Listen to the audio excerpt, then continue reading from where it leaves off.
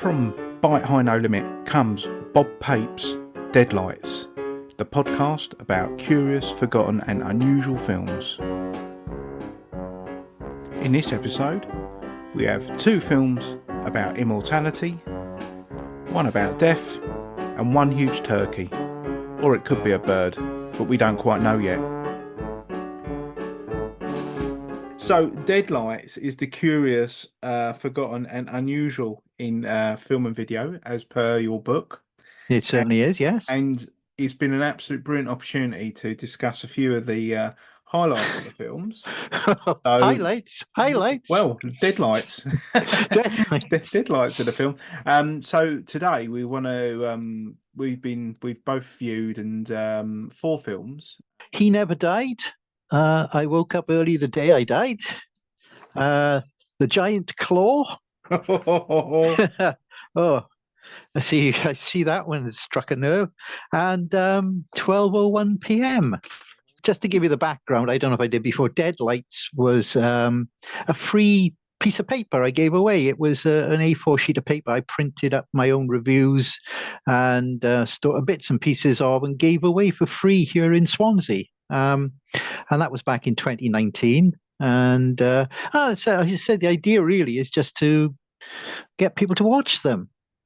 Because, nowadays everybody can be an expert online. You just have to type a name of a film into IMDb or into Wikipedia, and you've got all the information you need there. And someone asked me about that, and I said, look, there's a couple of great books of films on Hammer Films by, I think it's Wayne Kinsey, and they go into incredible detail about it. And you can find out, and I'm not kidding, you can find out the name of the canteen lady, when they were in Bray or whatever. And you can also find out what the menu was, what they like to, if it Monday, it was corned beef pie or something like that.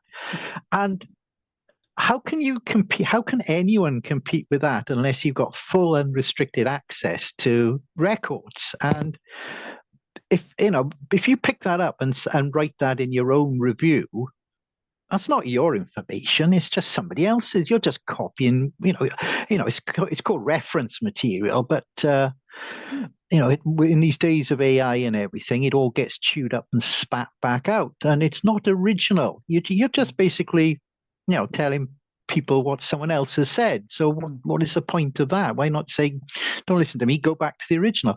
So what with Deadlights, the idea is just to watch the films and talk about them and pick up a little bit of background detail, maybe go off on a tangent here and there. But it's really not a case of, this was made in this year by the director and the producer and the gaffer and the lighting technician and blah, blah, blah. So hopefully it'll be a bit more personal. And absolutely. I'd kind of like to know what you thought about some of the films as well, to come into them cold. So, well, yeah, this is the thing that I really like about it, because I'd never have seen those 4 films unless I'd spoke to you previously, Bob. So it's really good, and I think what we're trying to achieve is something a bit organic, really, isn't it? I think rather than telling people what to think. I mean, just going out and looking at these curious films and just enjoying them for what they are. There will be mistakes because I'm going by my memory. I'm not going to sort of stop everything and go, hang on while I look up this quote, So first quote, which may or may not be true, may not be the right attribute, is from, I think it's Akira Kurosawa, along the lines of, to appreciate the good, you have to see the bad. And that applies to everything more than films. It probably wasn't Akira Kurosawa. It's probably someone like Samuel Goldwyn or something. But that's the kind of approach I'm going for with Deadlights. It may not be right, but and I said in another book, and as someone more famous than me once said, I'm playing all the right notes, not necessarily in the right order. I always try and get at least a couple of 3 things wrong in every podcast I make. So, let's keep the tradition going. It gives people a reason to get in touch, doesn't it? Oh, absolutely, and I'll be welcoming any comments and all that coming along on this because the Yeah. if we make this and you like it, do you know what? We'll just keep making more. If you Oh my God, is there enough films out there? I don't know. All right, so let's get stuck into them. Should we start? I don't know. Let's start with the shortest film out there, which is it's barely half an hour. It's 12:01 p.m. It's a short film from 1990, uh, based on a short story which first came out in the 1970s. Uh, if you've seen, oh, what should we say?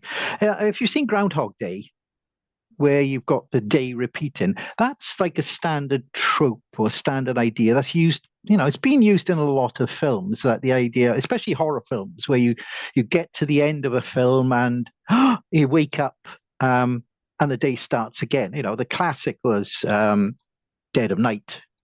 And something like Invaders from Mars, where it was all a dream, or was it? So that idea that the day repeats and you're kind of trapped in that day forever or for whenever. It's been seen before, but I think with 12:01 p.m., it's the first one I think I know that there is a repeat, and it's not a day. It's only 59 minutes. But after that, the person remembers what went before. It's not brand new to them. It's not, oh, I was saying Dead of Night, the idea that a man has to go to a country house because he has a premonition. And at the end, something happens, and then he wakes up and his wife says, oh, where are you going? Oh, I've got to go to the country house. And he doesn't learn from it. But now, the basic behind 12:01 is a man, the film starts, a man is standing next to heavy traffic. And over the next few minutes, he reveals to people that he's lived the day before many, many times, but it's not a day, it's only 59 minutes. And that at 1 o'clock, something happens and he immediately jumps back. So he just spends 59 minutes repeating over and over again, but he remembers it. So during the course of this short 30-minute film, you find out more and more about what's going on until in the end. I mean, I just quick side here, spoilers. I will not sort of go into some films because I think you deserve to find out for yourself. I will go into the ending of others because it's a whole reason for the film. And in 12:01 p.m., it's what it is. It's a MacGuffin, which is the Hitchcock plot. That it's a device that has real no meaning on the film other than to be there to make the film go along. And the MacGuffin in this is that a matter and antimatter universes are colliding and they're causing a time bounce. And this time bounce is oblivious to everyone, and it only lasts an hour, 59 minutes. But our hero is the only person on Earth who's aware of the time bounce. And in the end, he realizes that this is going to go on forever, for infinity. It's never going to stop. It just won't stop. And it's a I know it's a bleak ending. There is something else to the ending that you can see for yourself, but it is a bleak ending. It's not Groundhog Day. Now, Groundhog Day 3 years later, whether they saw this film or saw the idea or someone worked on the same principle, that is a film about redemption. Bill Murray is a character in Groundhog Day who starts off unlikable by everyone else. And he only sort of escapes out of his everyday, this Groundhog Day, by becoming nice. It's a happy ending. And it's like, oh, great, hooray, hooray, let's go on with the film. I don't know, 12:01, just you watch it and when it's over, you can't help thinking, my God, what the hell's going to happen to this man? Because 59 minutes, what can you do in 59 minutes? If you've got a day, you can do something. In Bill Murray's case, he learned the piano. But in 12:01 p.m., our hero, who's actor by the name of Kurtwood Smith, he's one of those characters you know his face. and you think, where was he? I'll give you a clue. You may know him as Clarence Bodiger in Certainly RoboCop. do. That's where I You know, recognised him straight away, and it was Sayonara, RoboCop. yeah, and that was the thing that really I didn't think I'd ever feel sorry for Clarence Bodiker. I really liked him in this film, the 1201. It's certainly, and he's a very charming man. And in fact, without giving too much away, I think the arc could probably his personality sort of plummets with as the film goes on, as he tries things and gets more disillusioned. But it's more real because with other films now, I'm using Groundhog Day, but you've got more stuff up today like Happy Death Day or Happy Death Day to You, or it's been on a few. There's an Stargate SG-1 episode. There's probably a Star Trek episode. The idea that the day repeats, um, and the person trapped in it or the people trapped in it, they know it's repeating and they've got to do something else. The Final Girls, where they're trapped in a film, the film lasts 90 minutes and then the film kind of restarts again. But they're trapped for 90 minutes in a film. Um, it doesn't kind of explore the fact that, at what point after the same 59, living 59 minutes is great. Yeah, Dave, I'll do it 2 or 3 times, do it 5 times, 10 times, 50 times, 100 times, 1,000. How many times? And at what point do you just go insane? You can't. How do you stop it? You can't. There is no stop to it. It's just infinity stretching out in front of you forever. And you know that. You know you're trapped in it. Yeah, I think a few things that crossed my mind about it was there's a stage in the film, and of course it's only a short film, but there's various different stages in it that I noted, and there's a bit that I sort of emphasized with was if you ever playing a computer game and you had an infinite lives poke and you needed to get past a particular thing and you just kept dying and dying and dying Yeah. until you realized that you learnt the pattern to get past something, and that was something that I sort of picked up in the film, that there was a part in there where he was failing multiple times to get past, and he just didn't care at certain junctures, and you could really understand why he wasn't caring. And I thought the way the film was shot as well was, I'm not sure, was it actually a TV movie, Bob, or was it sort of like a cinematic release? Well, it's a TV short, really. It was remade as a TV movie a short time later. Same plot, but they expanded. It wasn't. It was still called 12:01 p.m., but now it lasts for the bounce isn't 59 minutes. It is 24 hours, and it. I haven't seen that one, but it is supposed to have a happy ending because why would he sit watch a film for 90 minutes that didn't have a happy ending? No. Let's go back to this Groundhog Day thing again. It's got to be redemption. Boss, I don't know. There's a new film, Boss Level. Have you seen that? Oh, right. I'm not seeing Boss Level, no. That similar thing. A guy is trapped into an infinite loop. Only he realizes that it's changing, but he's got to stop people trying to kill him. Hmm. And while he tries to save his wife. But again, that's got actually, funnily enough, that's got two different endings, depending whether you watch it in Europe or whether you watch it on TV in America. Oh, why is that? Yeah, the American one the British one has the ending cut short. He sort of goes and does one last time loop, should we call it, or is about to do one last time loop, and we don't know whether it succeeds or not. It's left, and I think in the American version, there's a bit more information that it maybe will work. It's Oh. not absolute. It's only a few seconds, but it does slightly change the ending of the film. So sort of like a Blade Runner ending where there's exposition in one cut and left open in another, maybe. Yeah, depending on what film. Yeah, depending on what film you see. I mean, you see that. I mean, I won't go into. I could go into loads of films that are like Yeah. that. I have Yeah. I have my favorites. That the last what you watch depends. It will change it completely. But going back, I mean, the thing with what you were saying about how he's not caring and stuff. There is there's a couple of scenes in going back to Groundhog Day where Bill Murray's character realizes that if he kills himself, he'll get out of it.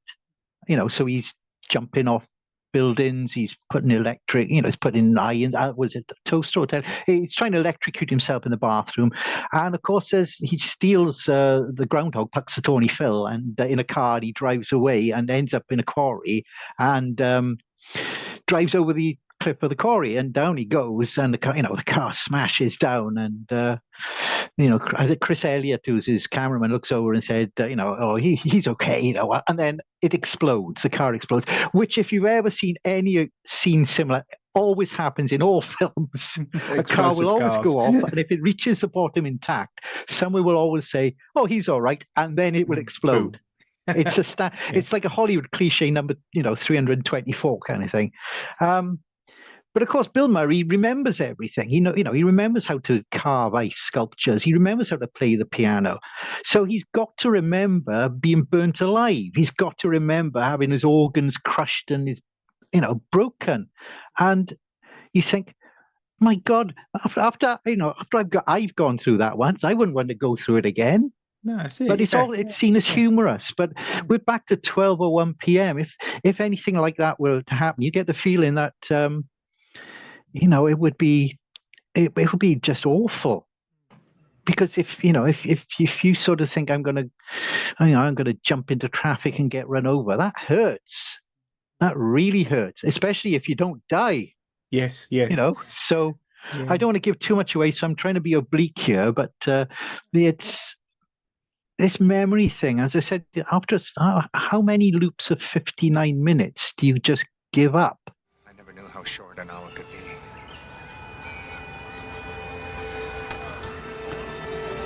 You should be glad I'm not hung up on a 5-minute period. And if it were a second or less, I'd... What's wrong? In my entire life, this is the first time that I have ever struck up a conversation with a stranger. I can't believe that I'm thinking of telling you this. There's something about you that... What? What is there about me?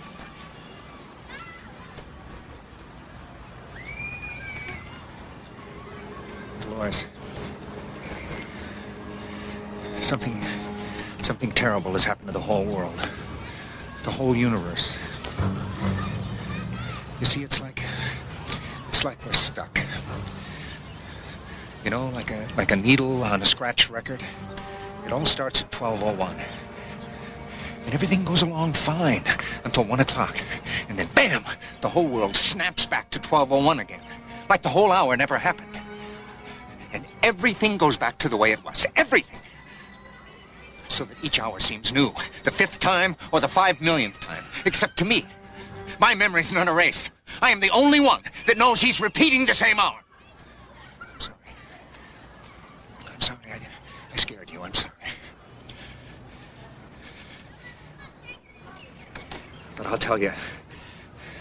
You know what the worst part is?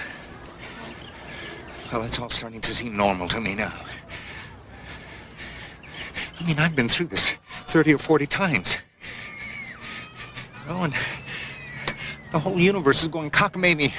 What am I doing about it? I'm sitting here eating carrot sticks. The 59-minute thing's absolute beauty because it tethers the character to a certain distance as well. That you can only get so far, and in Bush, it's back at 12:01 again, and you have to start all over again. And it's sometimes, it is. It's very much like a puzzle he has to figure out, and it's also purgatory rather than redemptive, isn't it? It's It is. It is. Yeah, that's a good spot. Yeah. Yeah, it's pushing the rock up the mountain for eternity. So I suppose it could go all the way back to I don't know what that came out. Was that Ulysses or something like that? That pushing the rock all the way up. For forever. It must be from the Greek from the Greek gods, I reckon, the Greek All I myths. remember is Prometheus being chained to the chained to the rock and having his heart, was his liver, pecked out by a bird. Yes, that's because he gave the gift of fire to Yeah. to the Hence humans. Frankenstein, the modern Prometheus, which was the full title of the book, the Oh, original novel. well, I didn't know that. Yeah, yes. So I can yes, never remember. Is it? No, it's not Sisyphus, is it? Who did the rock? I know what yeah, you mean. He's yeah. forever. Yeah, he has to push a boulder uphill all the day, and it will. Yeah, I know. Well, I remember it in Ulysses, a cartoon on children's BBC. I can't. I'm not. And I was probably miffed that it wasn't the Three Muskehounds on, but I ended up watching that. But I thought it was thoroughly depressing for a kids TV show. But yeah, yeah. But what if you had the chance to make a film like 1201, would there be any sort of any tweaks that you'd like to add, or any extra bits in it, or would you leave as it is? Um, that's a good question. If I was remaking it or making it, I definitely wouldn't change the ending. I'd try and make it much bleaker. Actually, I'd try and make it um, shocking kind of thing. It would be a shock. I kind of like to come up with something that would you'd watch it and you go, oh God, it really hits you. I mean, that's the idea. You watch something, it makes you laugh. You watch something, it makes you cry, and then you want to watch something that punches you in the gut. Not because his head comes off and blood spurts everywhere. Not that kind of shock ending, but just the circumstances. Perhaps realizing that he's not the only person this is happening to, but the other people are more than 59 minutes away from him. Now that'd be a terrible ending. It would be That's something like that. Yes, yes, it would be that. It would be a paradox somewhere. Yeah, yeah, yeah, yeah.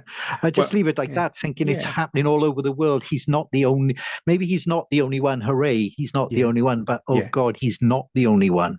yeah, yeah. And You know. that'd be sort of like a hook into a series link as well. So I think Well, if Netflix, if you're listening, Netflix, we've pitched you an idea, I think. but imagine the chaos. Imagine what if everybody knew that time was repeating. If Mm, every single person in the city and on the planet realized that they were living their lives again. mm, Human nature, how many of them would commit atrocious crimes in that 59 minutes knowing nothing would happen? How much death and yeah, yeah, destruction and chaos, how much apathy, how many people giving up, how many people yeah, yeah. it, Despair it amongst people, and yeah. yeah, it's I think the repetitiveness of the cycle would probably sort of like it would certainly sort of like break down your stoic resolve, that's for sure. You'd think we'd all be sort of like rioting by the end. So Well, that's the thing. yeah. Yes, some would be rioting, some would be, Yeah, yeah, because we'll lying all be at down, different stages, nothing. you see. Yeah, we'll all be Some at would different stages of realizing. So you'd go, well, why is that bloke going around, running people over, and I'll go, I'm going to chat that woman up over there, and all that, you're sort of like still in love when someone else is coming over and wants to shoot you with a machine gun. But bizarrely, if you get rid of that, if you get rid of the all the violent stuff, that is life. Mm, mm, People, I'm going to go and chat to that woman. Is yeah, she going to kill me? Is she going to, is she going to talk to me? Is she going to be nice? Is she not going to be nice? yeah. If time repeats, you're going to get all Mm. of that. Yeah, so you get the same anxieties anyway. Yeah. Yeah, so Um, actually, yeah, that's probably the takeaway from the film, actually. It's sort of and like it's not bad for yeah. it's not bad for a film that's only 30 minutes long to give to open up with these ideas that really mess with your mind once you think about them. I mean, that's another thing about films. We sit there and we got a popcorn in one hand, or if you're in, sitting on a sofa or whatever, and you watch something. And nowadays, it's just how many explosions can you get into the first 10 minutes to keep you watching. Um, the idea that you want to keep thinking about a film after it's finished, and I know. I think it's affected you a bit more than it has me. Me, I think you've got more of, you've come up with more salient points on what it all means. Well, this But is the beauty of the podcast, Bob. So, you're here for the mechanics. I'm here for the for the trying to add something new to it. And I really it didn't take much to sort of like get these new takes on it, and it was a really good film. And yeah, I would sort of recommend that people do seek this film out and do watch it. We will potentially do you guys a favor if you're listening in, or and tell you not to bother on some of them. I'm pretty sure, but yeah, this one, this is 30 minutes of a good distance run. I think it's very good. well, tell you what, I'm going to stick with the theory of immortality here, but or living forever or repeating time, with another film that has a similar feeling. It's called He Never Died. Now, I don't think it's been on TV. I know its sequel, which it wasn't really a sequel, called She Never Died, which is a totally different plot, bears absolutely no relation to the first film. But He Never Died. It's the total opposite of films like Highlander, which posits that, isn't it great to be immortal? Isn't it wonderful? You go through the centuries, killing, drinking, wenching, killing Nazis, having fights with swords and everything. It's wonderful being immortal, isn't it? This is the total opposite of that. This is immortality. What do you do day after day? I mean, it's going back to 1201, but this is worse. Now, the basic idea behind He Never Died is you've got a central character played by Henry Rollins, better known as a musician, and a few other bits and pieces. I think he was a DJ, was he, at one point? Yeah, and a poet as well, I think, as well. A poet. Yeah.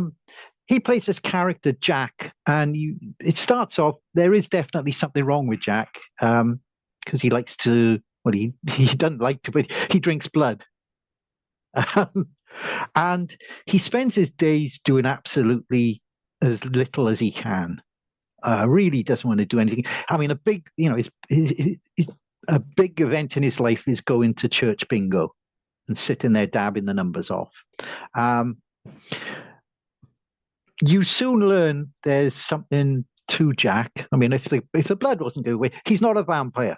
Straight off, he's not an immortal vampire, which again, isn't it wonderful being a vampire? You get to dress up in goth, you get to, live a life of, Anne Rice interview with a vampire. It's Tom Cruise in that? Is it Tom Cruise? Yeah. There you go. Yeah.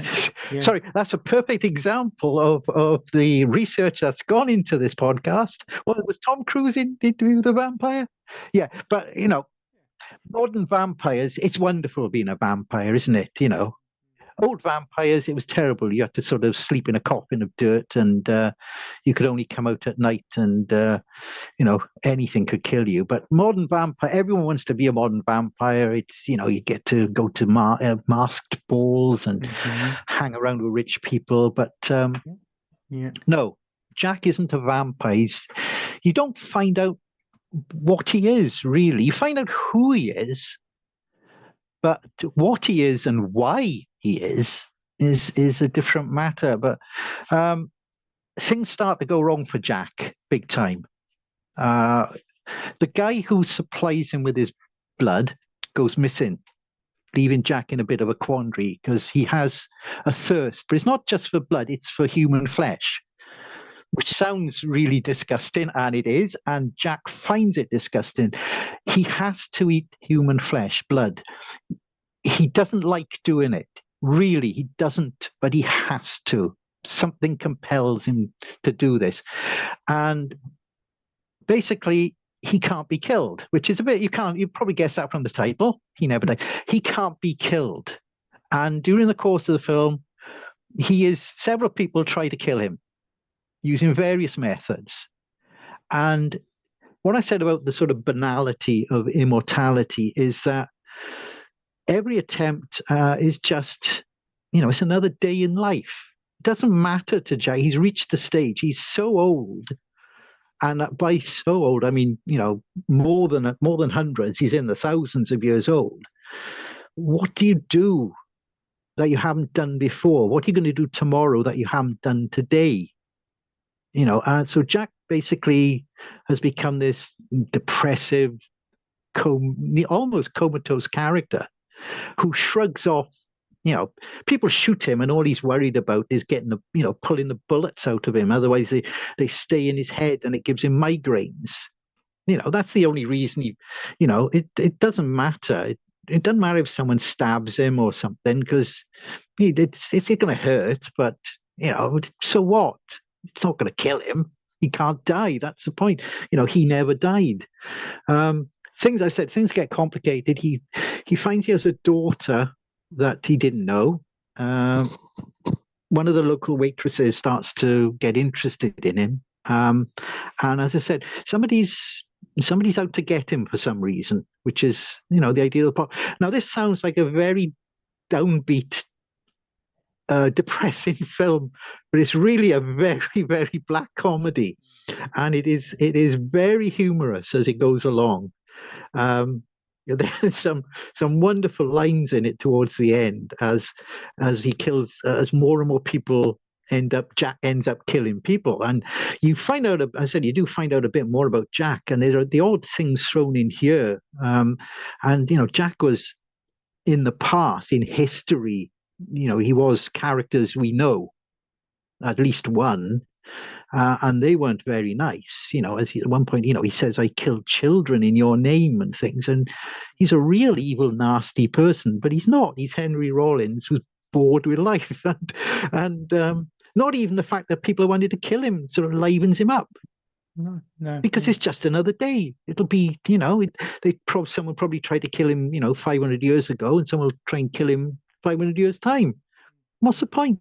So he just sort of tries to live his life. And and there's a strange man following him around that only he can see for some reason, which he doesn't like at all.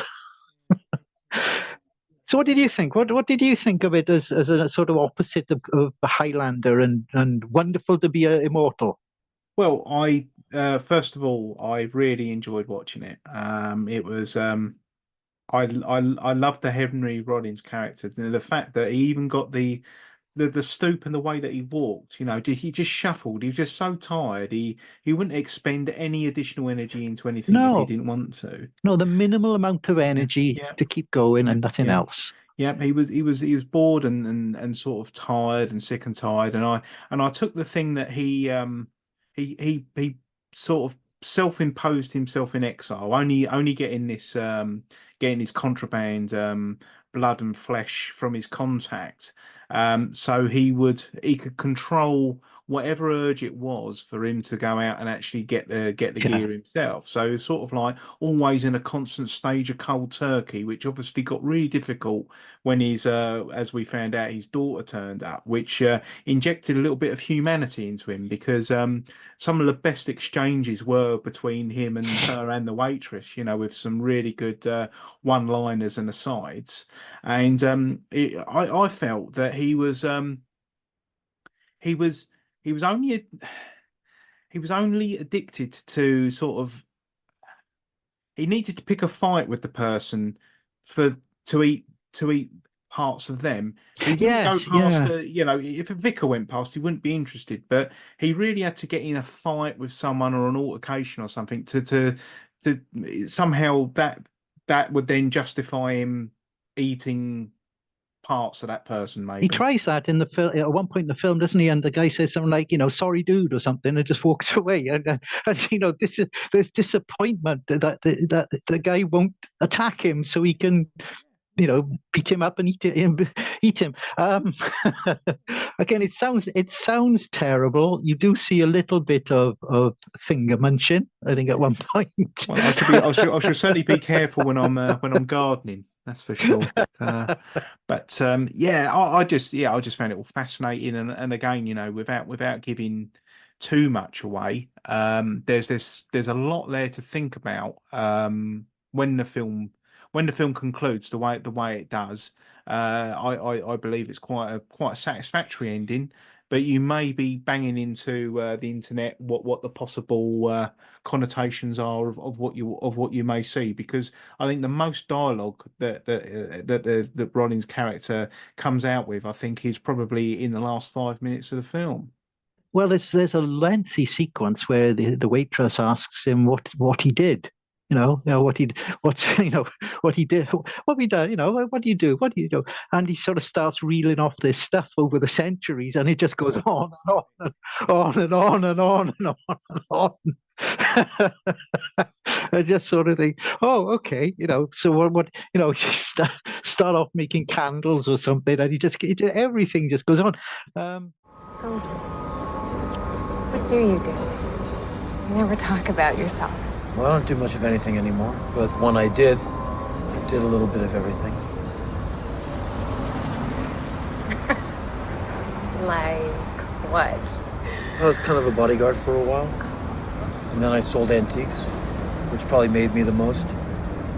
I owned a few businesses, construction for a while, truck driver, teacher for a while, history most of the time, military, took up a good part of my life, manager for a whole slew of businesses, landscaper, fisherman. I bootlegged for a while, wreck diver, miner for coal, silver, gold, stuntman for movies for a while, nurse. I was a medic for a while. That's when I was in the military. Cook, prison. There's a good amount of prison in there. Professional gambler, horse breeder, potter. I made pots for a while. Tinsmith, then a blacksmith. Retail for almost everything. Mechanic. Wow. Yeah. It's just a lot. Well, what I found was that it's not that he hasn't got any morals, or he hasn't got any or whatever you want to call it, conscience or anything. It's just that everything is the same to him. It doesn't matter whether you're sitting there playing bingo or ripping a guy's throat out. It's the same. I know, as us looking in, think, okay, no, it's not the same. But if you're an immortal and you've been around for a hell of a long time, it is the same, because it means the same. There's a Kirk Douglas film, Last Train from Gun Hill, where he goes after the people who killed and raped his wife. And he ends up in a town that's owned by, one man. It's one of these, the rancher owns everything, and the person he's after is the rancher's son. And he goes to the sheriff, who's, owned by the rancher as well, and he says, I've got warrants for arrest. He tries to do it properly by the book, and the sheriff said, well, no, he isn't even the sheriff. He's the sheriff. He's just a deputy. They don't have a sheriff, and he calls the sheriff yellow because he won't stand up to him. And the sheriff has this wonderful speech about, look, the weeds are going to grow just as high on my grave as they are going to grow on yours, and no one's going to remember that you came in here a hero, and I, and died a hero or whatever, and I stayed in here a coward.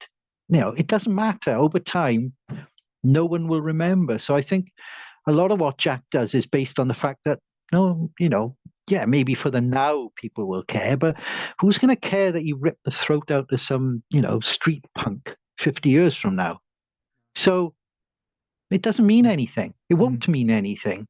And I think that's part of it. It does get humorous, very humorous towards the end, as Jack is trying to explain things to the waitress, especially when he's sort of giving her a satchel full of money, and he's saying, "Look, if you take this, you, your children, your children's children, your children's children will never have to work again."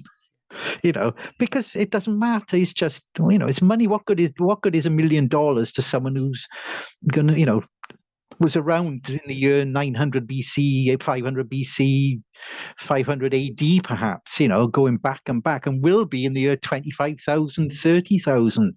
What good's a satchel of money to someone, Oh So, yeah, yeah. I think that it's an interesting thing with that and Highlander, really, because like I enjoyed watching Highlander, but when you watch it back now, it's it's fairly dated. Where when I'll go back probably the same amount of years and rewatch this film, it won't appear as dated. It's probably it's less glamorous in a way, a lot more realistic. But I'm just wondering if this was the film that the edge that Highlander was missing was in this film. It would have kept Highlander perhaps a little bit more grounded, with the attritional war between like the two main characters in that. And if they're like sort of going, "Oh, please stop hitting me with a sword," you're gonna give me a headache, well, I don't know if you've ever seen Highlander 2, The Quickening. Don't.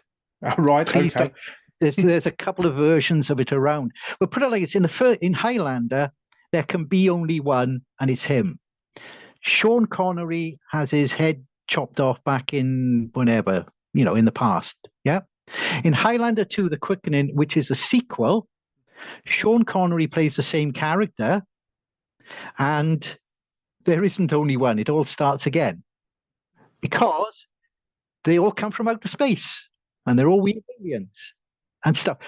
And Sean Connery gets reincarnated, I think, on an opera stage or something. It's a bizarre film. Please don't watch it. If you are listening, I know I said please make up your own mind. If you are going to watch Highlander 2, make sure you watch the right version, if any of them can be called right. But yeah, they kind of flogging a dead horse on that film, I'm afraid. Yeah, there's too much controlled substances being used in the writer's office for the second one there. Yeah, so I mean, same again, really. And Bob, I mean, would there be anything you'd wanted to add or change about that But what I would film? change, if you go looking for the film, I would change the advertising material for a start, because if you see the DVD cover or the poster and you read the back of it, you think, oh, I know what's going on. It's wrong, right? On the cover of the DVD, he's got sort of angel wings, and on the back, or he had angel wings. On the back, it's something about an angel of vengeance, right? He is not an angel. I want to put that out there, as you will find out. But that is the advertising. That's the DVD for it. I've got it in my collection, and it's misleading as hell. Yes. Yeah. One thing I would say about obviously the fight scenes in that film as well, I think they were expertly handled. Once you got the general idea of what he was capable of doing, it just became quite comical in the end that he would go out and do that and then come back on and carry on the scene. And there seemed to be one bloke that he never actually did finish off, and that was quite funny as well. Oh, the guy took his eye out. Is that the one? And when he tortures him, he's ready to torture him, and and the guy is so afraid, and it's like, okay, so, and then he just turns around and goes, "Oh, that's it. Then we can go." Oh, well, yeah, that's all right. Yeah, I can go. Yeah, go on then. And he's just about to. He's got a pair of pliers, a wire cutters in his hand, and he's going to do something with them, and the guy is freaking out. And he's not like a threat. It's not a fake threat. I mean, I don't know. There's have you ever seen the film Freebie and the Bean? No, I've not seen that. Oh, No. it's back in the 70s. Oh God, James Caan, wasn't it? And there's a scene in that where they're going to the two of them are putting on an act, and and he's going to go, right, you better get the pliers. Not the pliers.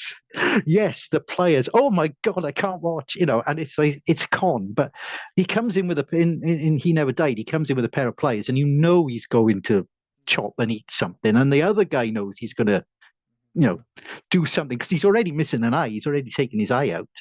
And the ending, it's not a cop out. It's not any kind of con or any kind of thing to get the guy to spill the beans. He is really going to do it, and then he's really had enough. He's not going to do it. As I said, it doesn't mean anything. It's the endlessness of immortality that showing a different light to it. When we find out who the villain of the film is, I would have made him a bit more, perhaps, afraid. He seems to be quite ambivalent towards what's going on. He kind of has an idea about Jack, Yeah. and there is a villain, Mm. and he does kind of. I like how there is a comeuppance. It has got a happy-ish ending. It's got a weird ending. You've got to admit that. A straight, not weird, but different, I'd say. And yeah, the guy just seems to be too laid back at times. I'd have made him a bit more, afraid, perhaps. Yeah, I'd go along with that. And also, I think you couldn't apply the Highlander strapline of there can only be one. But I'll leave that there. Yeah, I think yeah. Do you know what I'm talking? Yeah. Yes. Yeah. There is, I mean, they did want to make a sequel. Everyone involved in it has said we'd be up for it. And there was talk about a TV series. But I mean, generally, there's talk about TV series for everything. But I think it's one of those films you want to see more. A lot of films end. I mean, a Mission Impossible film ends and the world is saved and Tom Cruise gets the girl. You don't really want to see you've just watched for 2 hours, hour and a half. You don't want to see another hour and a half of it. You want to see another film, another plot, or whatever. He never died. You want to see more. You want to find out what happens. How Yeah. I liked his world. I wanted to see more of his world. Yeah. I'd certainly agree with that. It seemed like the perfect pilot to something that never hasn't quite yet materialized. Maybe. Yeah, it would be a great pilot, but it's one. I have a feeling if it ever got anywhere, the money men would be saying, well, how many films and explosions can we put it? There are no explosions in the film. There are fights, there are guns, there are chains. And there's humor. There's humor as well.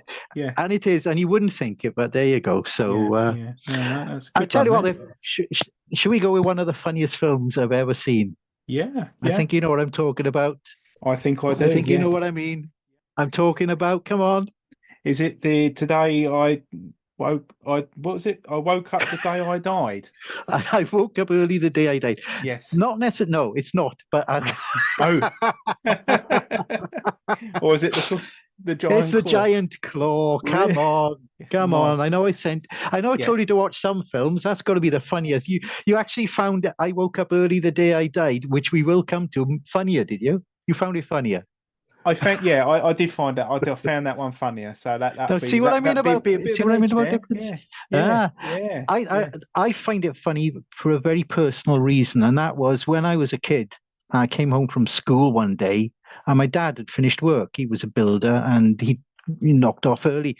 And they used to put these films on in the afternoon, and the two of us watched the film together, and we just laughed ourselves silly with it. And so every time I watch it, it not only makes me laugh, it makes me laugh because I laugh with my dad. Very rarely do we sort of, but usually by the time he got home, he was so tired, he'd go to sleep or whatever, and then we'd all have to keep quiet while he had a doze in the corner. But, at sort of 3:30 in the afternoon, we're watching this old black and white 1950s monster movie about a giant bird a giant bird monster from outer space, and we just laughed our heads off. And if you've never seen the giant claw, I am going to try and explain it to you, but you absolutely have to see it. Even if it means just sort of pulling it up on Google and just typing in, the giant claw. You have to see what the bird looks like, but you have to hear it. You have to see it moving. It's sad, really, because the people involved in making it. I mean, let's start at the beginning, okay? Sam Katzman, low budget producer, has just made Earth versus the Flying Saucers with Ray Harryhausen doing special effects, and they're good. It's a Ray Harryhausen. It's flying saucers attacking Washington, D.C. There's explosions. There's everything. So Sam Katzman may not have been the next film, maybe in a film after perhaps, but very close to Earth versus, he decides to make another invaders from space type movie and comes up with a giant claw. Now, the film was made without the actors knowing what the special effects were going to look like. But they were told they'd be something special. You know, they would be special. Money would be spent on the effects. And he was hoping to get Harryhausen again to do the effects, you know, to look for. And he couldn't get Harryhausen. What he got was a Mexican effects company to do it on the cheap. And boy, is it on the cheap. So, I mean, the plot is your basic monster comes from outer space, terrorizes Earth. Only one man knows about it. You know, no one believes him. There's a girl. Eventually, oh my God, look up in the sky. What's that? It's, you know, is it a bird? Is it a plane? No, it's a bird. You know, that kind of thing. It terrorizes the Earth. Man is useless. Bullets just bounce off him because he's got an antimatter shield kind of thing. And eventually, the hero works out a way to disable the antimatter shield. Here we go again, and destroy the giant claw, the giant bird. You know, now the advertising for the giant claw has two sort of problems. The first is it doesn't show its head in any way, and the second, it looks like a giant eagle. They always show sort of the body and cut off the head in the posters, right? So you're thinking, my God, we are going to see some grade A giant eagle type monster. I don't know if you remember Pelham puppets. When I was a kid, if you were at Christmas, if you had a bit of money, you got a Pelham puppet, which was, as the name suggests, a puppet, you know, along the lines of, you know, Thunderbird, Stingray, whatever. Not as sophisticated, not as convincing, you know, but you get the feeling the giant claw is a Pelham puppet because it's awful. It's been called many things. I mean, if you call it a turkey, you start thinking, oh, it looks like a turkey. You know, what does a turkey look like? Oh, turkey looks like a. It's not. It kind of looks like if you told a 6-year-old, draw a turkey that's a giant monster from outer space. That's what you get. You know, it's got a long neck. And remember, this is a puppet, so it's got goofy eyeballs. It's got an annoying shriek, a terrible annoying shriek that you hear all the time.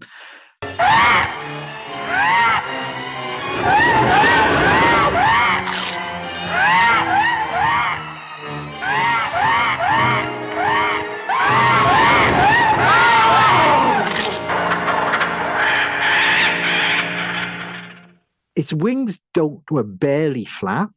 It glides around. There are strings. You can see it. It attacks what's basically other toys, which it picks up in. I mean, I watched it again recently. I do enjoy this. I told you it makes me laugh. I love watching this film. And there's one scene where it swoops down on a gang of kids in a hot rod as it's driving along the road. Yeah, Daddy-O. Yeah, Daddy-O. Don't worry about us, Daddy-O. We know what we're doing. And it picks it up and it flies off with it in its mouth and it drops it. And for 3 or 4 frames, you can actually see the model of the jalopy, which isn't a jalopy anymore. It just looks like a rectangle that are about to set on fire or something, hanging from a thread.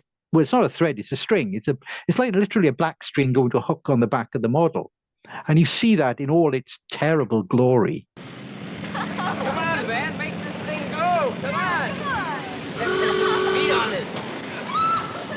Oh man, you ain't moving at all. Come on!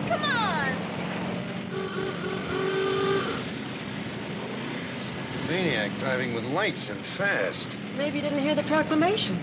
I'll flag him down when he tries to pass. Hey, Daddy-O! Get that tin can off the road! Come on, man! Hey, man, who's afraid of the big bad bird? Put out your lights! Get off the road! Don't worry about us. We got Saltford's tail. Hey, watch out for that salt. Don't get it in the carbs. Oh! Come on, let's go. Crazy kids, they don't know what they're doing. Dig you later, Gator. Hey, Daddy, don't call us. We'll call you.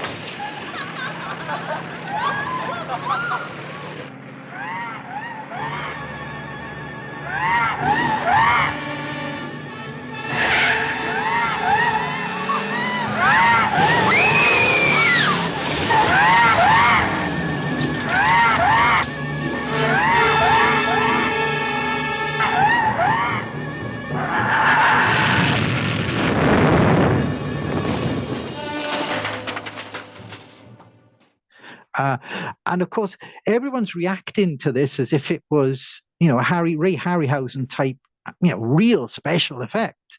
And it is the cheapest, it's model trains. And I genuinely mean model trains. I'm not being sarcastic. I'm not saying, the trains are like, it's a home beast type. They really are model trains. They really are awful cars. I know this is the 50s. I understand it's not photorealistic CGI, but the 50s had films with giant, it had them, it had some other great monster movies, and then there's, the bottom, and that is the giant claw. And it's, I'm not saying it's bad, because that implies You don't have to. there's something terrible about it. It is one of those so bad it's good, which I think I shall talk a bit about when we come across our next film. But it is one you will watch again and again, because it's entertaining. Now, entertainment could be anything. Entertainment could be, a man setting himself on fire in front of an audience and, ta-da, I'm safe, or it could be a clown making you laugh, a comedian. It can be, a ride on a roller coaster or anything. Entertainment is a great word, and watching this film is entertaining. But you said I like it a lot. I think it's funny. What about you then? Do you think it's funny? Well, looking back, it's funny. I think, I mean, everything that you picked up on about the peculiarity of the turkey beast thing, you can clearly see that the neck's long enough for an arm. So that's it's like a sock puppet with a couple of eyes on. The dialogue in the film was interesting, to say the least, and the main character, I think the main character's way of seducing the female lead was somewhat direct, where he just molested her on the plane, which I thought was quite funny. He's just talking to her, and suddenly it's like it's locking lips, isn't it? Yeah, that's it. And then the generals in the army and all that. I mean, they looked about 75 or 80 anyway in the film, and the fact this supersonic bird that can fly close to the speed of sound can just about keep up with a twin engine bomber, which I found quite surreal. I can't even reach it. It's always flying behind it. Well, there's always a stick between it. If you look closely, you can see that the bird is being supported by something, and then there must be a wire that's supporting the plane. And it's sort of like, and the cut scenes on it were sort of like hilarious.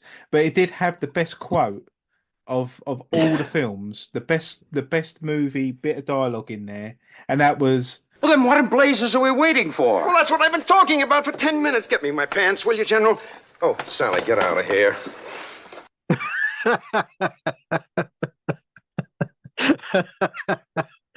Boy. What was the name of the? Because I'm terrible with names of actors and all that. What was the name of the male lead in that film? Jeff Morrow. Jeff Morrow's the actor in that. Mara Corday. I think. Mara. Yeah. Yeah, and she I think she was quite a heartthrob at the time as well, wasn't she? I think they were both quite prized. Well, Morrow.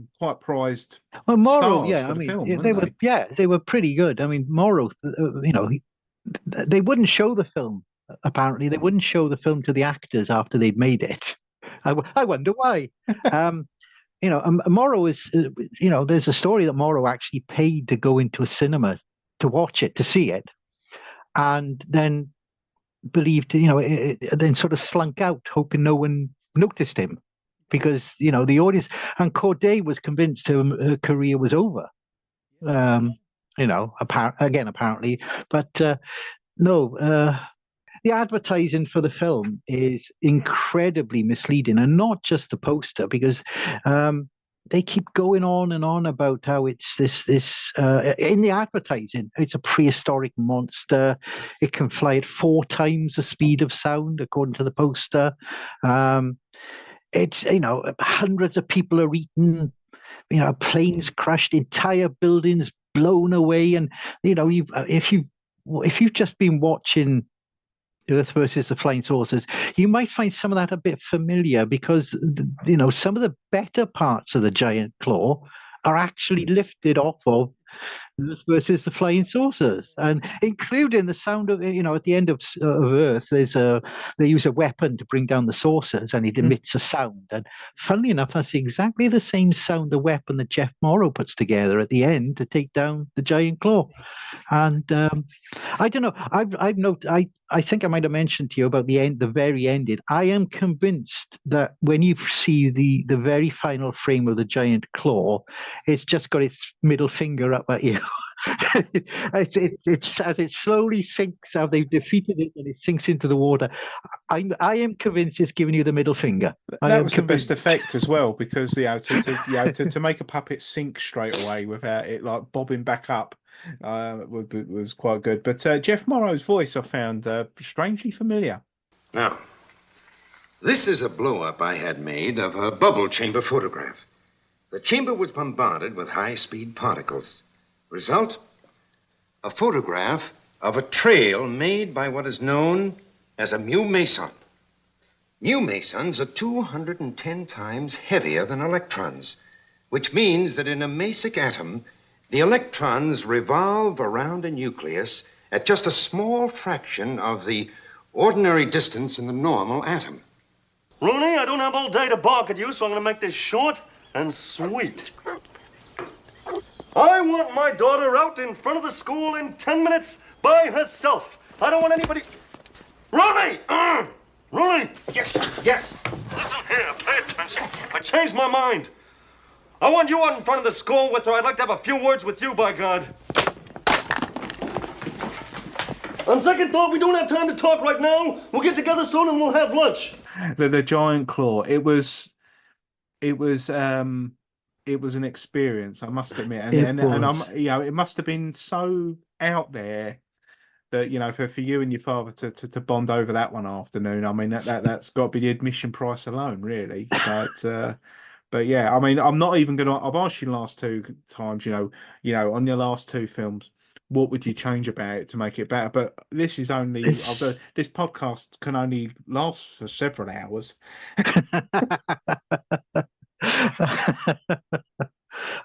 Don't change anything. If you change it, it'll be a different film, and it won't be the film that I enjoy. I can well understand someone watching that and saying, "Well, that was a load of rubbish."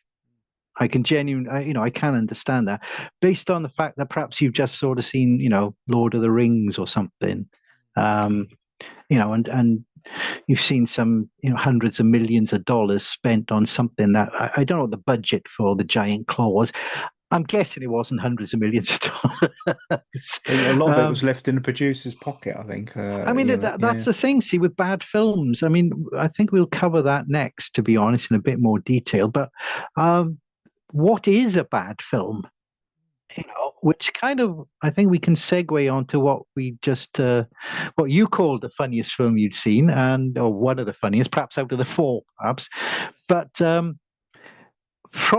based on an original script by a man who actually has been labeled, the worst director ever, and in the books, to begin with, accused of making the worst film in the world. Now, this isn't it. Now, this is a bit of backstory. Edward D. Wood Jr., film director, author, cross-dresser, hardcore filmmaker, alcoholic. I mean, that was his life, not necessarily in that order. Apparently, Plan 9 from Outer Space. Have you heard of that? I've heard of that film, yeah. I've heard of it. It was I mean, Ed made a load of films. He started off doing bits and pieces, a few cowboy shows for TV and that, and then he made some sort of juvie gangster films, 1950s, and smut type. Anything cop, nothing. Jailbait is another one. Well, I can go through a list if necessary, but you got something like Jailbait. And then he progressed on to horror films and not science fiction. He was friends with Bela Lugosi. Years later, you may have seen Johnny Depp in a film called Ed Wood, based on his life. Yes, yep, that's where I was introduced to him. And that's where we introduced him. But up till about, well, it was in the book, The 50 Worst Movies of All Time by the Medved brothers. And it came out as this is the worst film of all time, Plan 9 from Outer Space, made by Edward D. Wood Jr. Okay. And ever since then, people have then got into Ed, because before it was just another old black and white film chucked in the back of Beyond that maybe you saw at 3 o'clock in the morning, on American TV, definitely not on British TV. But he had this sort of cult following later on as people picked up on it. And it's really unfair to call Wood, the worst director in the world. And it's really unfair to call Plan 9 a bad film. And that's kind of why I wanted just to do a quick detour before we get into I Woke Up Early the Day I Died, which is or was meant to be an Ed Wood film, but has a much more modern telling. But what is a bad film? What do you call a bad film? Well, I've seen a lot of films that are meant to be good, bad. I think it's so subjective. For me, it's a film where I sort of come out disappointed. Exactly, disappointed. Yeah. None of us will sit down and start to watch a film because it's bad, unless we get unless we're thinking it's going to be one of those it's so good it's bad, or so bad it's good, or so bad it's good it's bad, it's round it goes kind of thing. This is a bad film, I'm going to enjoy this bad film because it's terrible. There's that. So it's disappointment. If you're going to watch Crocker Gator 6 versus the three-headed Pythonotron or whatever the latest is from, Sci-Fi or The Asylum or something, going in what you're going to get. And at the end, you're either going to say, I enjoyed that or I didn't, but you'll be disappointed. It won't be a bad film. They spent money on actors. They spent money on sets. The effects may not be that good, but they spent money on them and everything. They tried. There is one sort of an unspoken rule in Hollywood. Nobody sets out to deliberately make a bad film. It's not like the producers where, he sells so many percentage stock in the show. It's got to be a dud so no one can collect on the profits. It's that kind of thing. So no one says, right, this film is going to be scraping the barrel. Some amateur filmmakers think that is the way to success by going, oh yeah, this is going to be a spoof and it's going to be in bad taste and it's going to be deliberately, people are going to look at this and I'm going to make a name for myself by putting out a piece of, absolute piece of shit. Shit post, so to speak. Yeah. I mean, deliberately doing so, but no one spends money. Now, Ed Wood wasn't a bad film director. His films are probably more inept. And that, I'm not saying that humorously. I mean, all of Ed's films suffer from bad writing. And I'm going to use word, but I won't use bad. I'll use inept writing, inept acting talent, inept staging, inept effects, inept backgrounds, inept plotting. They're all lacking something. But put it together, it's not a bad film. It may be an inept film, but it's not bad. I mean, I've watched Plan 9 from Outer Space at least 4 or 5 times. I've watched a colorized version of it. And for Plan 9, yes, they do use shower curtains and a bit of wood to indicate that you're in an airplane, cockpit. Yes, the graves are, about a foot deep. Yes, the gravestones wobble as you walk past it. Yes, Bela Lugosi died, before he could film all his scenes. So they have, someone else holding up a cape in front of his eyes, who is 6 foot, is 6 foot tall. and was a dental practitioner. I think he was a dental practitioner pretending. Yes, you've got Dudley there's an actor called Dudley Manlove. You've got at the beginning you've got the incredible, future events like this will affect you in the future. Inspector Clay's dead, murdered, somebody's responsible. It's that, and that's not bad. You could say that's bad writing. That's inept. That's just not knowing what you're doing. And that was Ed Wood's, I'd say, his later films. And his final film that he never got made, but he had as a script was, actually the full title was, which I made a note of it, was I Awoke Early the Day I Died. Now, at the end of his life, after Ed couldn't get any films made, as I said, he started writing porn films, porn films and porn books, because Ed was a cross-dresser. He famously, his wife said, one of his friends was reported as saying that in the Marines, he was afraid of getting injured because he didn't mind getting killed, but if he was injured, when the doc cut his battle dress off, they discovered he was wearing pink bra and panties. I had a thing for Angora sweaters as well, and they appear in a lot of his films. And one of his films, Glenn or Glenda, which is about cross-dressing, he actually plays Glenn, and all he wants is, to wear an Angora sweater.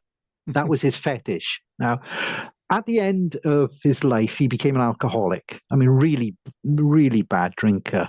And there was no money, and he reached a stage where he was getting thrown out of his lodgings with his then wife. And he could only take a few items in a box. He didn't have much possession. He'd sell off his typewriters, to be honest. People would give him typewriters so he could write, and then he'd hawk it for a bottle of booze or something. He really was in a bad state.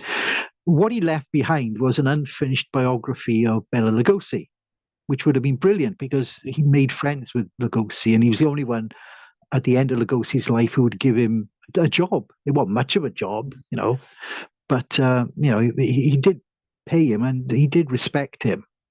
And apparently, when he got chucked out, he only really took three things: a typewriter, an Angora sweater, and the script to what later became I Woke Up Early the Day I Died. It is the last work of Edward D. Wood Jr., wrongly called the worst director in the world. Now, we cut to 1998. And I don't know if you know Billy Zane, who's an actor. I think off the top of my head, the only thing I can remember him in was the Tales from the Crypt film. The first one, not Bordello of Blood, the other one, where he plays a demon or a devil. I can't remember what's that? Tales from the Crypt, Demon Knight. Tales from the Crypt, the Demon Knight. That's the only Billy Zane I can remember. So what he did was he approached Wood's widow and asked, would it be possible to take this script and make it? As you've seen from the script, it's lacking a major thing, and that major thing is dialogue. That's right, yeah. There is no dialogue in I Woke Up Early the Day I Died. Mm-hmm. There are sound effects. Yeah. Oh, God, are there sound effects. There are bagpipes as well. Lots of bagpipes. Lots of bagpipes.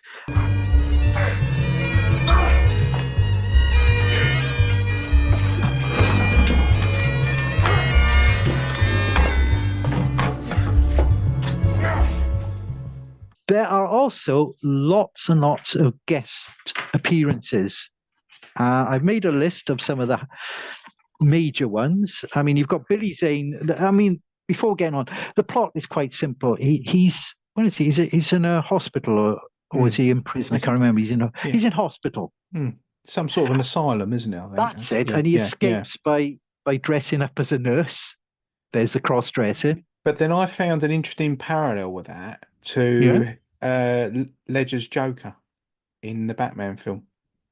Well, how he how he dresses as the nurse. And I thought, I Oh wonder, yes, yeah, I yes, wonder well, if there's a yes, as he pickup comes out point. and they're all Yeah, exploding behind him. yeah, it's all That's exploding. yeah. Yeah, and I found the shot well extremely similar. I found, I'm wondering if by osmosis that's got into somebody else's mind.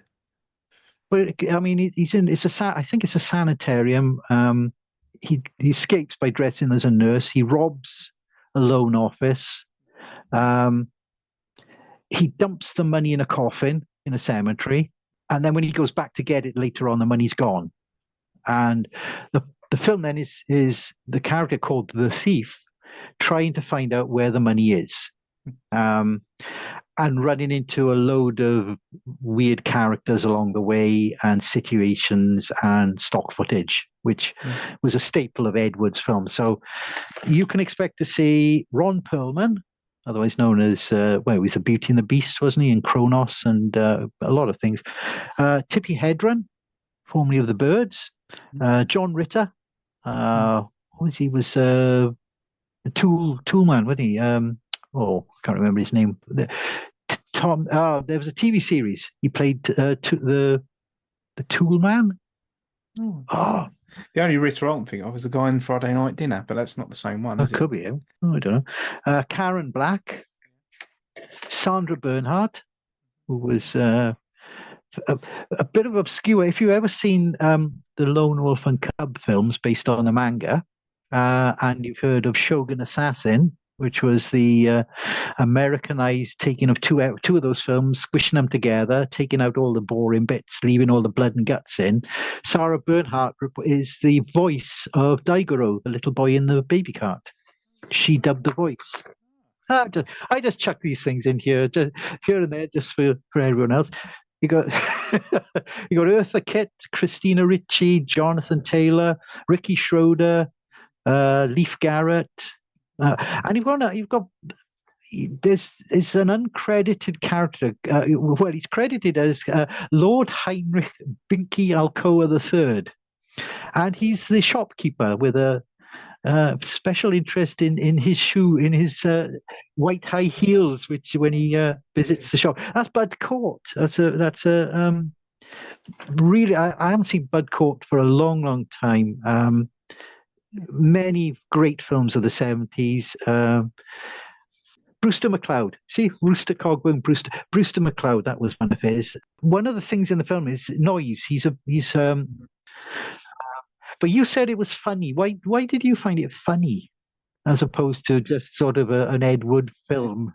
Well, it was okay. So it was funny, not in a sort of like a laugh out loud sort of way, but I found the film humorous because of the scene at the beginning where he changes out of them high heel shoes and hangs them up, and the shopkeeper comes out and he's not bothered that the stuff's got nicked because he's got the shoes. It reminded me of what a world would be like if Rocky Horror Show met Grand Theft Auto.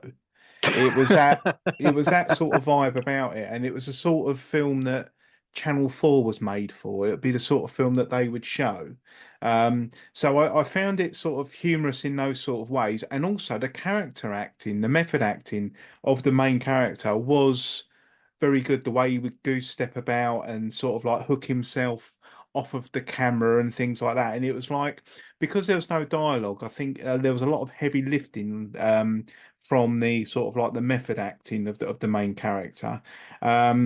I thought the film went on a bit too long. I think it could have been perhaps a good 30 minutes shorter, because I feel that the um, the people that were making the film wanted to get as much Ed Wood into it as possible.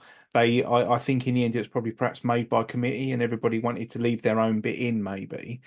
Again, the universe where that was filmed, it was sort of like a 1970s vibe to it. And I'm wondering if it was set in the time that Ed Wood had wrote it, or close to the year that he died, because the way that the cars were like big 1970s cars, and the way it was shot, it was Hill Street bluesy sort of, or Streets of San Francisco sort of shooting style, and that's what just made me think of the Grand Theft Yeah, Auto. It's it sort of doesn't like fit. yeah. it doesn't feel like it's just 2 years away from the 21st No, century. It's no. 98. Yeah, it does seem to be set in the past, and it was sort of like with the characters and the Undertakers and things like that. It was all very much reminded me of the monsters and the Addams family. It was all it was like a lot of different tropes in there. That's why I found it fascinating. Now, would I watch that film again? Probably not, but I did enjoy watching it. It was it was but would I, I always if I had the money, I would set up a new film channel, and I'd call it the Third Act channel, and it Yeah. would only show the third act of all the films because because I like them. You watch that, you go, oh look, Commando's on. I like watching the last bit of Commando. Oh, Terminator's on. I like watching the last bit of that on. And I think this would be one of my films in the third act channel as well, where I would put that on That's because interesting. yeah, That's yeah, interesting. yeah. So, So I watched the film, and my impression of it was that it was an impression. It mm, was, I know it was his film, um, but it was deliberately made to look like an Ed Wood film. mm, mm, Um, and I think they try too hard at times. Like, as you said earlier, they're just pushing a bit too much to make it like now. Ed used a lot of stock footage in his film. Not for for the reason he couldn't afford anything else. He couldn't afford to have army jets flying overhead. He had to have stock footage in his film to flesh it out. And you get a feeling in this film when they're doing stock footage, or when you've seen actors and they're not acting, they're not bringing their Shakespeare to it, shall we say. And you can kind of sense they're deliberately not doing that. And the stock footage is there not to save money, but just because there's stock footage in an Ed Wood film and this is an Ed Wood script. And it does feel at times that the budget should have been spent on making it better. Not by making it looks like they set out to make it worse at yeah, times. yes, yeah. I think that's very fair. I think they've tried to make it, yeah, like you say, they've tried to follow all the rules that Edward would have done in a film, but not realised he's done it through constraints. He's not done it through he's done it through necessity, not because he wanted to do it that way. He really wanted to perhaps have a different scene and things like that there. And I do wonder why there was no, why he put no dialogue in the screenplay in the first place, whether he was going to put it to someone else, or whether it was always going to be sort of like a silent film. It may just be that he wasn't capable of writing Mm, dialogue at that mm, stage of his life. mm, There's a story in the book about he calls up one of his friends and asking, "Can I borrow $5 for Can I borrow $5?" And the guy says, "Look, Eddie, if it's for food, you can. I'll tell you what I'll do. I'll come round with as much food as I can, and you'll eat, And Ed put the phone down on him, but he said, "I don't want it for. It's not for booze." But that's what Ed wanted, And another guy gave him 3 old typewriters, which that's how he was making his living. As I said, he was writing these porn books and things at the end of his life. And he hawked the typewriters for booze. He was that far gone, unfortunately. So it may be silent because that was he couldn't write dialogue at that point. Or he didn't want to write dialogue. But then again, maybe I don't know. Maybe it was a thematic reason. You know, the sound effects. I don't know. Bagpipes get me. There's too much bagpipes in this. Yeah, yeah. I'd go. Yeah, I'd say ask yeah. me the question, what I'd change? Cut the bagpipes. Cut the bagpipes. Yeah, Cut yeah. the bagpipes. I'd certainly take the bagpipes out and the 30 minutes I think of it maybe, and I think it was strange because stylistically right at the beginning, the opening credits and all that, it looked as if it was like an MTV sort of film, That's a like with all brilliant opening, though. I yeah, mean, I yeah, love that yeah, opening. I've actually, I said the music by that is by Darcy Clay, a young lad. I think he was Australian.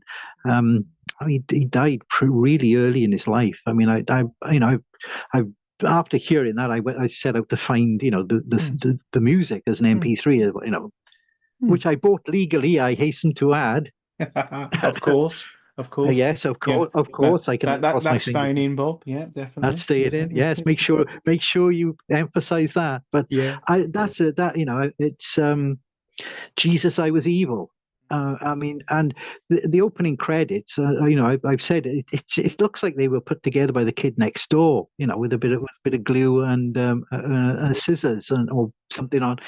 I've just got a new computer. I'm going to learn how to use Adobe Premiere. Yeah. I'm going to give it, kind of thing. Give it some dog's bollocks syndrome on it. But yeah, it just seemed odd. It didn't match the feel of the film. Like I say, it was all sort of like 1970s and and sort of like big sedans and things like that. And then it wasn't, they didn't match the film. So I'm wondering again whether the credits were sort of like outsourced just to finish the film off or something like that. Because it just had what I like about that film was it's the stories that are around it and the fact that Edward's life, you sort of like understand that this is the unfinished film, that someone else has tried to finish off, and it goes to show how unique people are, because I don't think Edward would have made the same film.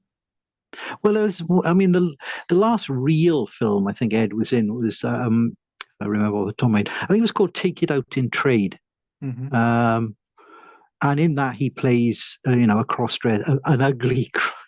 Ed wasn't the greatest. He had fought. He lost his teeth in the war, and he had false teeth.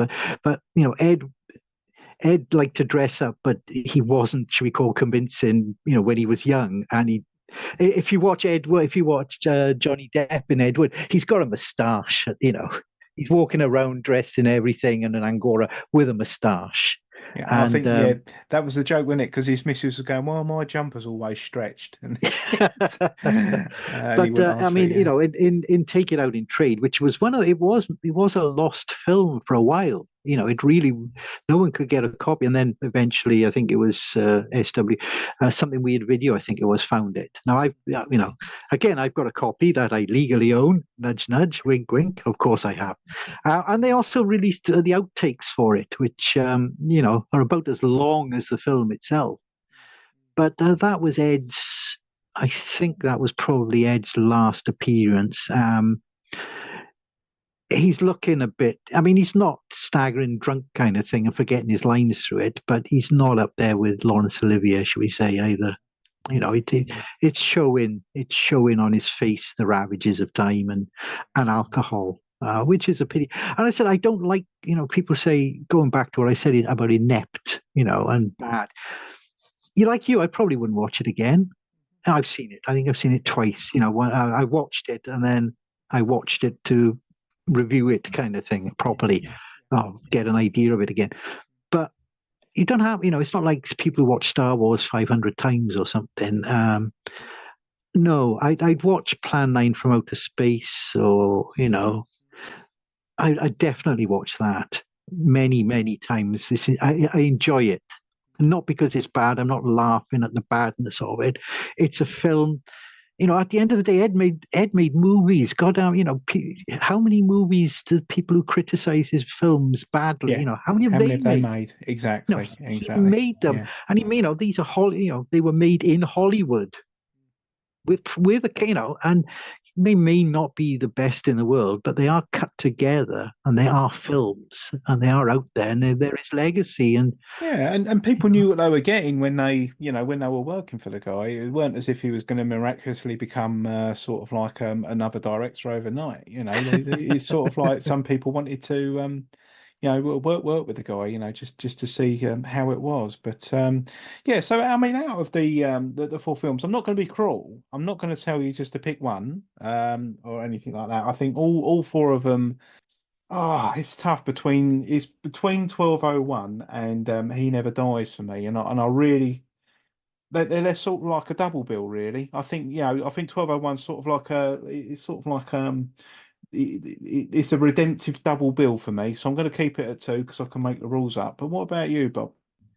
Well, I mean, the giant claw, because it means stuff to me. It's a personal choice. That is, I do like He Never Died. If I can have two, I'll have those two then.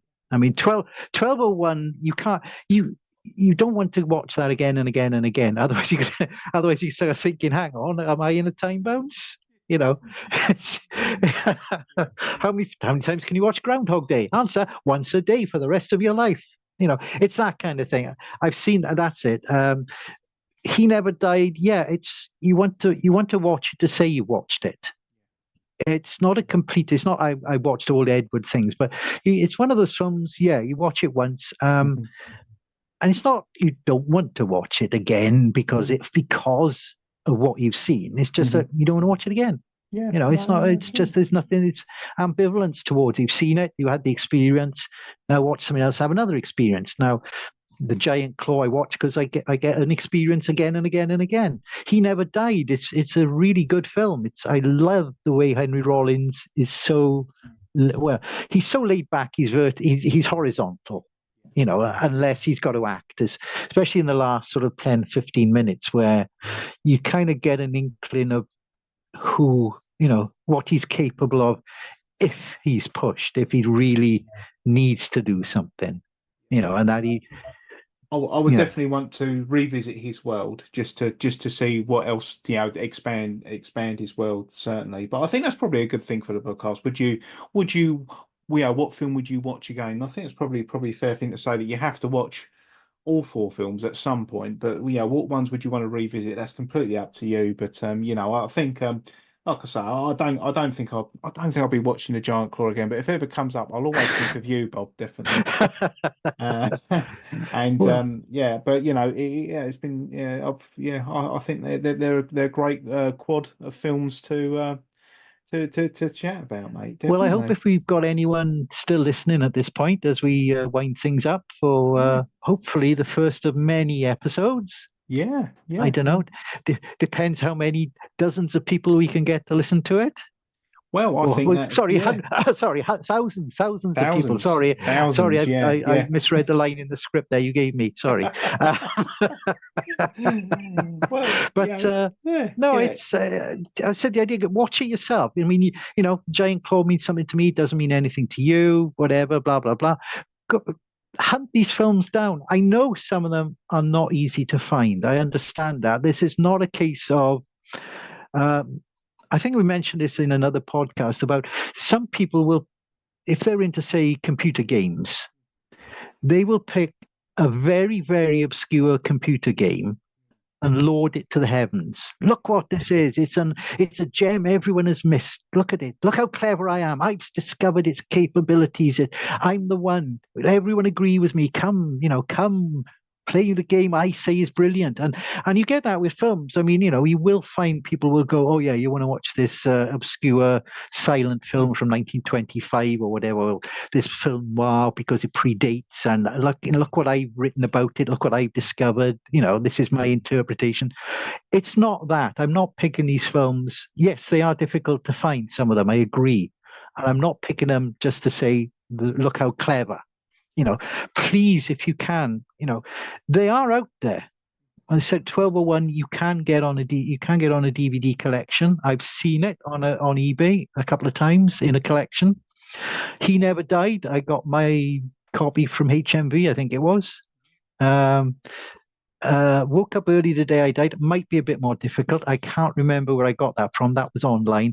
The Giant Claw you can get in a lovely Blu-ray copy. Sam Katzman, 4 films of Sam Katzman, including Giant Claw, loaded with extras. I've got the DVD box set.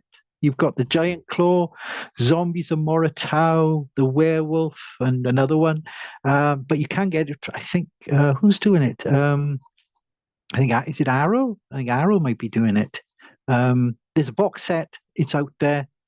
You probably could pick it up. They're having a sale at the moment. Arrow.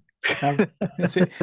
Not sponsored by Arrow yet, but we'll sponsored. But if Arrow are listening, and you want to send us some free samples, please do. Also, Powerhouse, if you're out there, other great film DVD Blu-ray companies are available, as they always say on the BBC. Absolutely. Yeah, you got to be even-handed about these things. Yeah, But yeah, that's please it. make up your own mind. Watch these films. If they're rubbish, fair enough, they're rubbish. You've only wasted 90 minutes of your life. You know, I don't think you will. I think you will find, some of Yeah. them There's a worth watching takeaway. again. Yeah, there's a takeaway from all of them. So it's but the mission is it's the curious, forgotten, and the unusual in film and video that we're covering, Bob. It certainly is. And we'll wrap up and say that you've been Bob Pape and I've been Carlos. And until next time. Until next time, and another collection. Hopefully, we'll see. We'll theme it. See if we can get some kind of theme going, running through these casts. And but I'll try and guarantee they are unusual and different. You may have seen some of them before. It depends who I'm talking to, who we're talking to, isn't it? At the end of the day, if you're a film fan or a film virgin. Yeah, absolutely. And I'll consider my cherry well and truly popped on these. So thank you very much. Thank you, Carl. No, Cheers, that's then. excellent. Thank you. Cheers for that. Thank you. Thanks. Bye. Bye.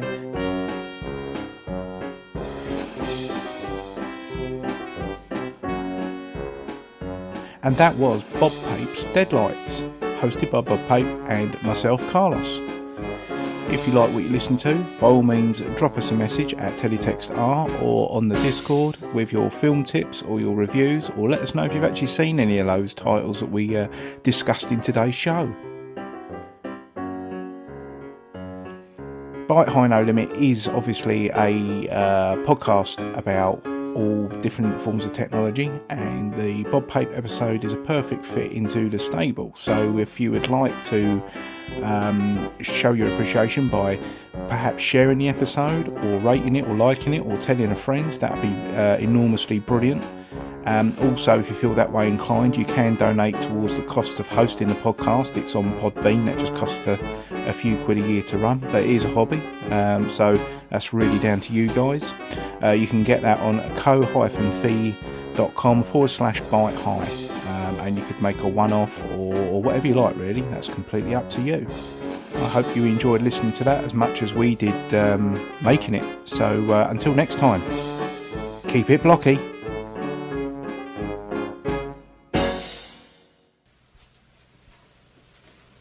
You're still here? It's over. Go home. Go.